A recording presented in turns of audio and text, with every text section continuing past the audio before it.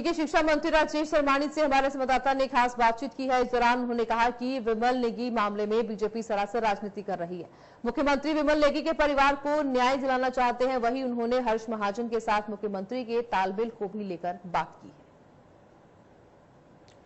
भाजपा नेताओं ने आज जिस तरीके से जो राज्यपाल शिव प्रताप शुक्ल से मुलाकात की और साथ ही एक ज्ञापन सौंपा, साथ ही उन्होंने कहा कि जो विमल नेगी का जो हत्या हुई इसमें कोई छेड़छाड़ ना किया जाए, और साथ ही मुख्यमंत्री के ऊपर उन्होंने आरोप लगाते हुए कहा कि सीबीआई की जांच इन्होंने अभी तक क्यों नहीं की। और साथ ही नेता प्रतिपक्ष जयराम ठाकुर ने कहा कि नैतिकता के आधार पर उन्हें इस्तीफा देना चाहिए। जी सर, क्या कहना चाहेंगे जिस तरीके से जो नेता प्रतिपक्ष जयराम ठाकुर ने कहा है कि उन्हें नैतिकता के आधार पर इस्तीफा देना चाहिए?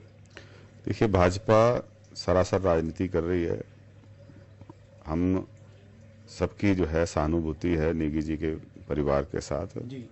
और ये बहुत दुखदाई घटना हुई, उसकी सीबीआई अब जांच कर रही है, लेकिन बीजेपी शुरू से ही इसको राजनीतिक तूल देती आई है और भाजपा तो इसके लिए जानी जाती है।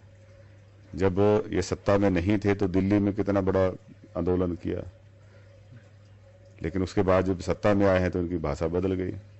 तो ये सब जगह ऐसा करते हैं। यहाँ पे भी जब इनको 2022 में चुनावों में सत्ता से बाहर कर दिया, तो अब सत्ता से बाहर रहने की बजाय जो है उसको जनता का जनादेश मानकर उसका सम्मान करते हुए उनको 5 साल के लिए इंतजार करना चाहिए था। लेकिन आपने देखा कि किस तरह पिछले साल भी विधायकों को जो है अनैतिक तरीके से, गैर कानूनी तरीके से सरकार गिराने की कोशिश की।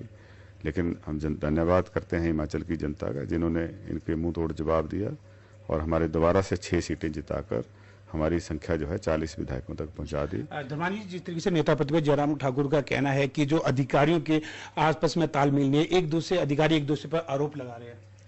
ये भाजपा की ही सरकार थी जिसमें उस समय के जो हमारे माननीय मुख्यमंत्री जी जयराम ठाकुर जी, इनके पीएसओ ने एसपी को लात मारी थी, ठीक है ना।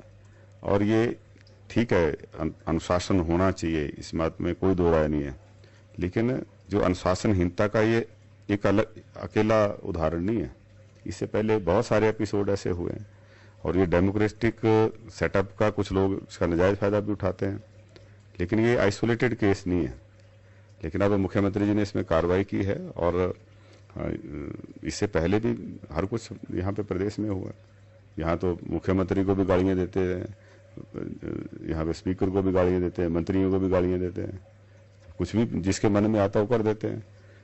और इसी अनुशासनहीनता की वजह से जो है ऐसे इंसिडेंट होते हैं। लेकिन अब इस पर कार्रवाई की है और ऐसी कार्रवाई पहले नहीं हुई, पहले हुई होती तो शायद इस तरह का वातावरण ना बनता।